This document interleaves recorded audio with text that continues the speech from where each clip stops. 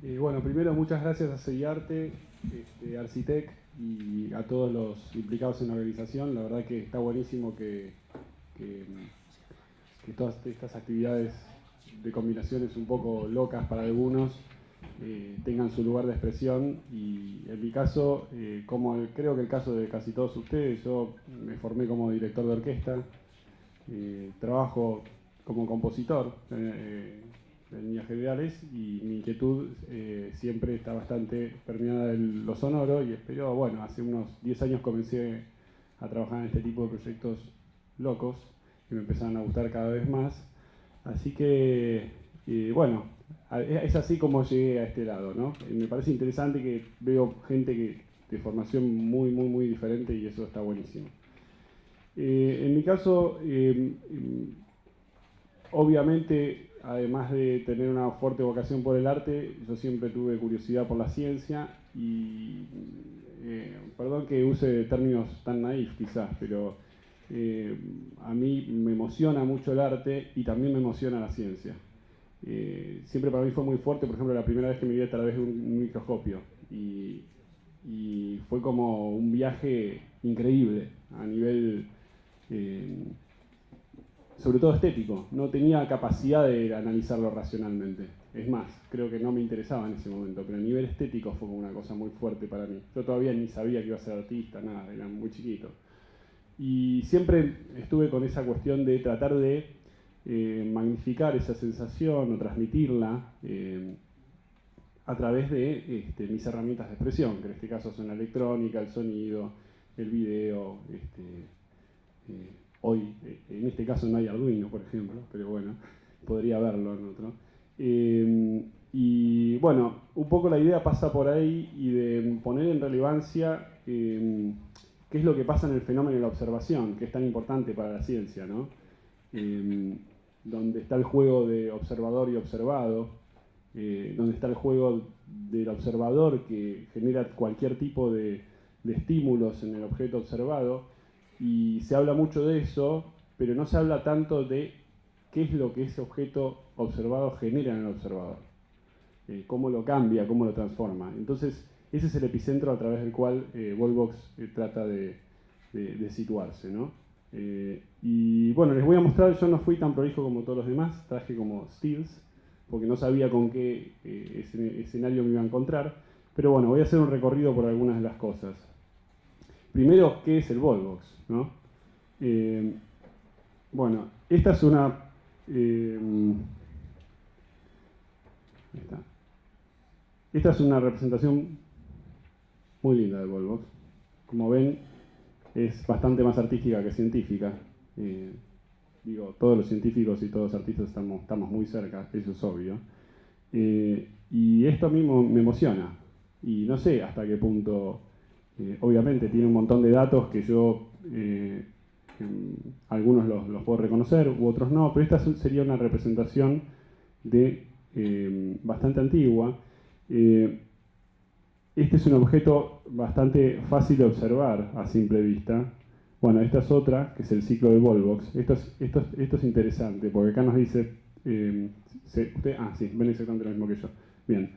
Por ejemplo, acá tenemos un crecimiento. El Volvox es un objeto de estudio bastante interesante porque es como una especie de eslabón perdido entre los animales unicelulares, y dije animales, perdón, en realidad es un alga, entre los seres vivos unicelulares y los seres vivos multicelulares.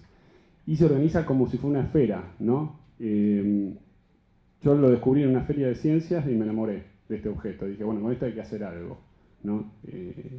Este personaje me está hablando y yo quiero que no me hable solamente a mí, compartirlo con otras personas. Y así surge la idea de la obra, ¿no? Esta es una representación ya no tan feliz. Quizás son los ojos de nuestra época, que podrán ser bastante más precisos, pero a mi entender no tan estéticos, ¿no? Quizás dentro de un siglo esté súper estético, no lo sé. Estas son imágenes ya de Volvox reales, son fotos bastante bien sacadas. Esta trabajada en internet, por ejemplo. Esta la saqué yo, esta es interesante.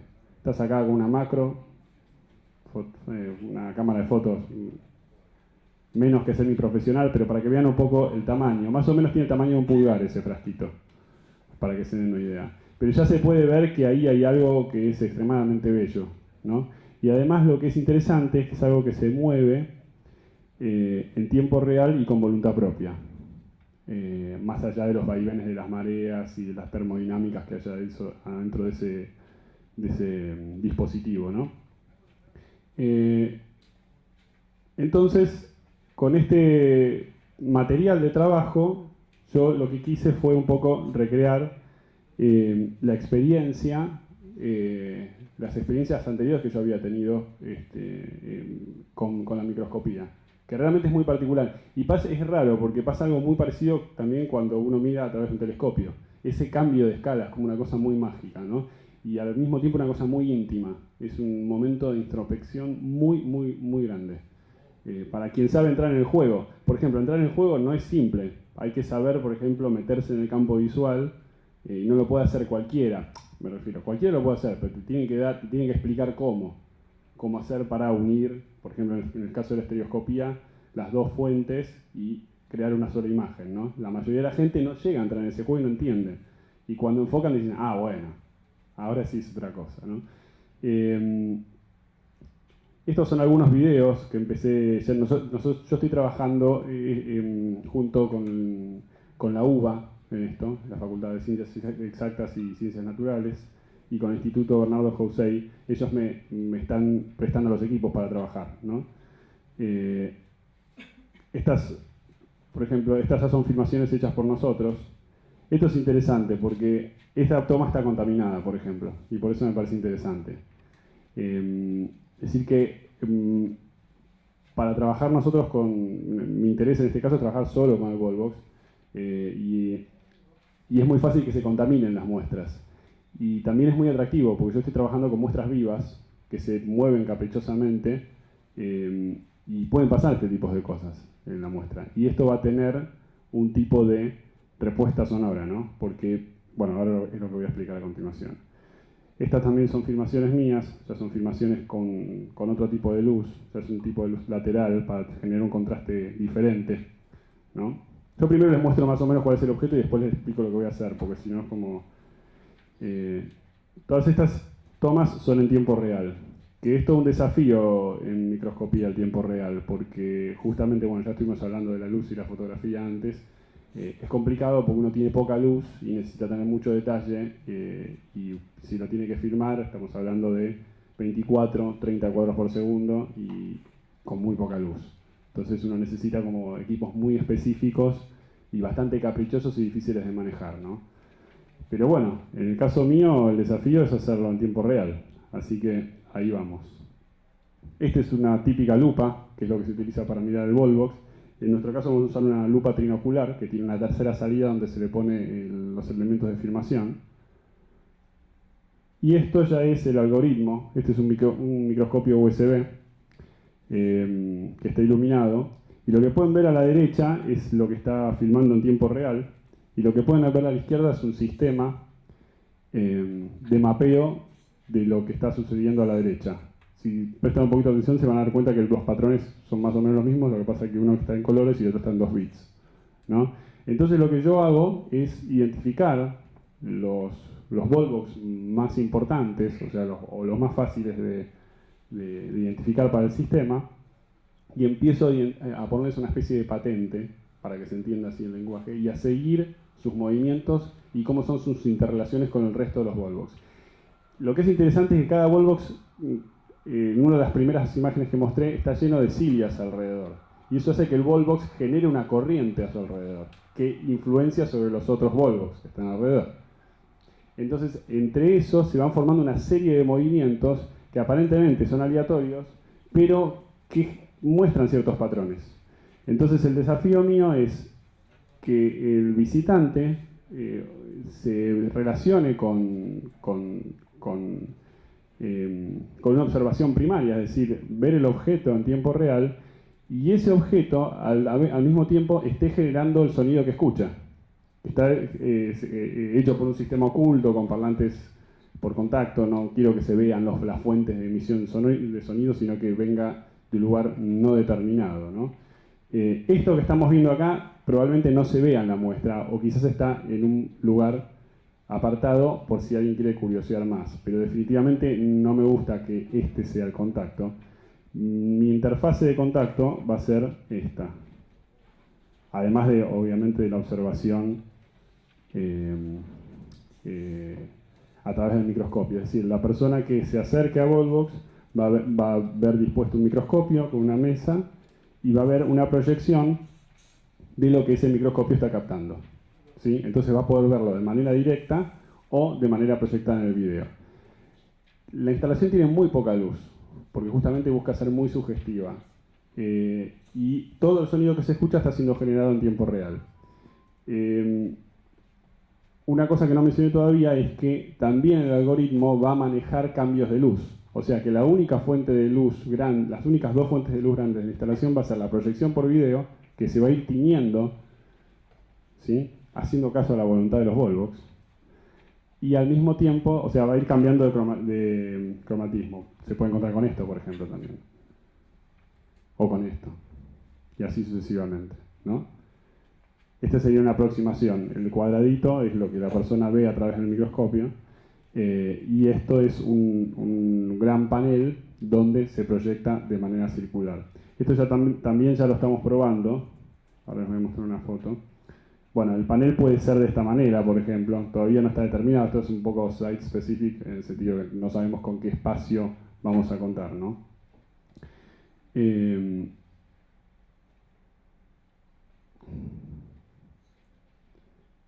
Y esto, por ejemplo, ya lo estamos haciendo en UVA.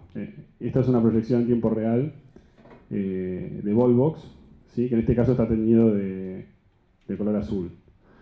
Es muy interesante cómo refleja la luz estos objetos, porque son grandes, son semitransparentes y se comunican ópticamente con nosotros. Que era un poco, yo justamente estaba hablando con, no me acuerdo cuál era tu nombre. Tuyo.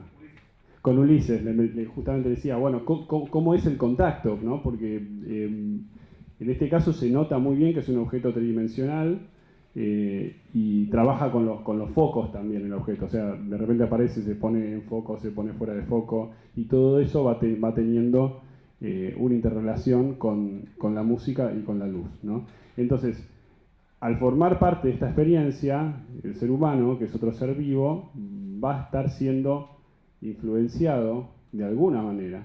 Quizás quiere pegar media vuelta e irse, no sé, o quizás le despierta un poco más la curiosidad, pero es un poco darle el control del juego al objeto observado. Más allá de que todos sabemos que el Volvox no tiene la voluntad, o sí, de generarnos algún tipo de sensación, ¿no? Y de este juego, crear como una especie de Oruboro de la observación, de una especie de serpiente que se muerde la cola, de todo eso se trata Volvox. Bueno, muchas gracias. No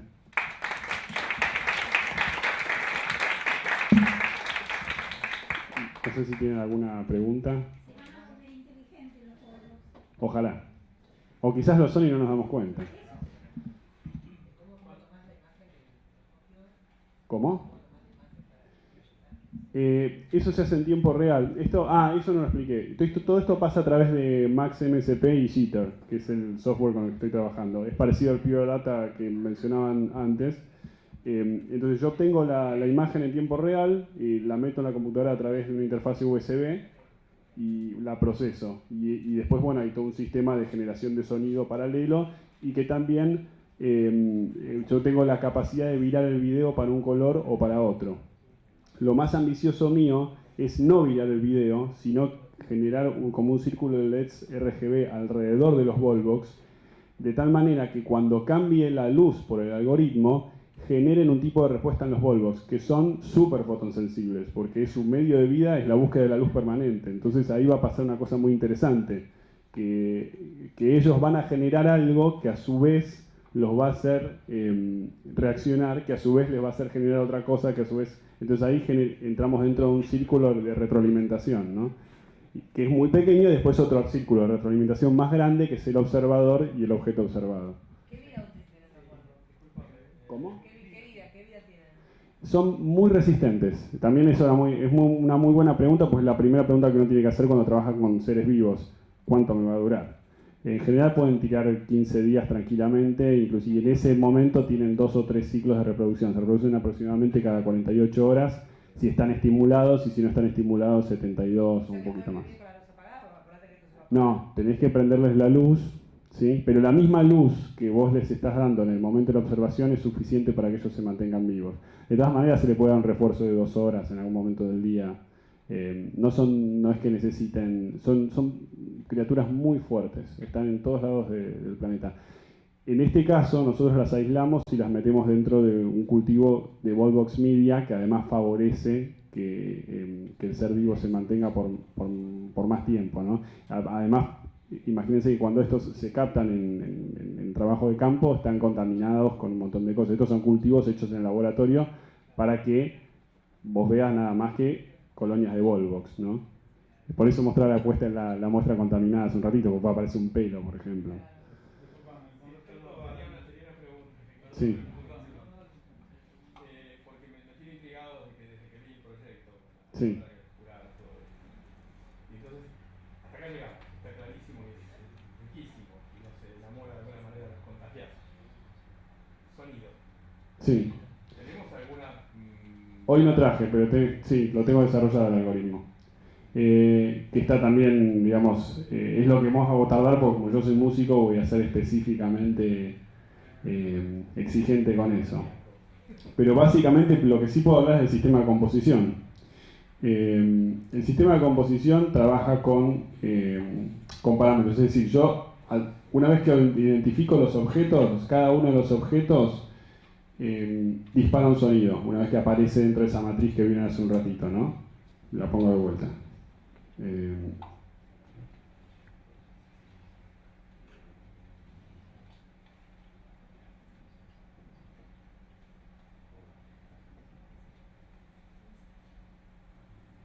No, por ahí.